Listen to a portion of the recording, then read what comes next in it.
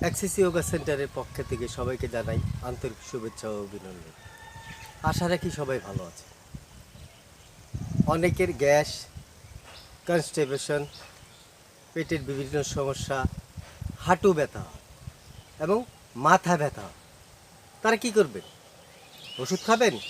দরকার নেই। তারা সকালে উঠে খালি পেটে উষ্ণ গরম পানি বা গ্রিন টি বা উষ্ণ গরম পানি খেতে পারেন। কিভাবে খাবেন?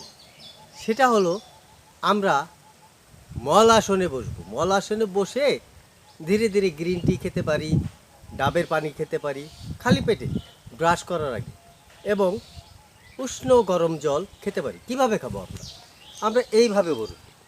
এটারে বলে মল আসন। সেটা বসে আমরা ধীরে ধীরে পানি খাবো।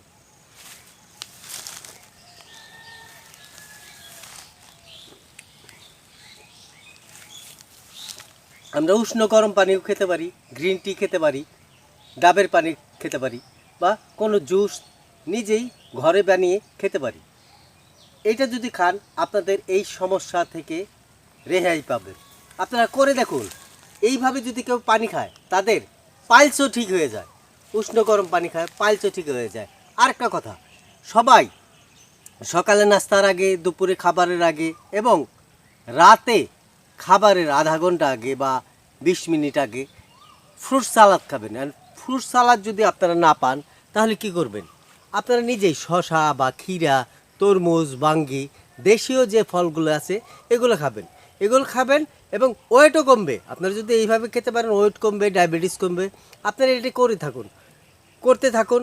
আমরা আবার নতুন নতুন ভিডিও নিয়ে আসব। আপনারা এই অ্যাক্সিস যোগা সেন্টারের চ্যানেলকে সাবস্ক্রাইব করে আমাদের সঙ্গে থাকুন। ধন্যবাদ।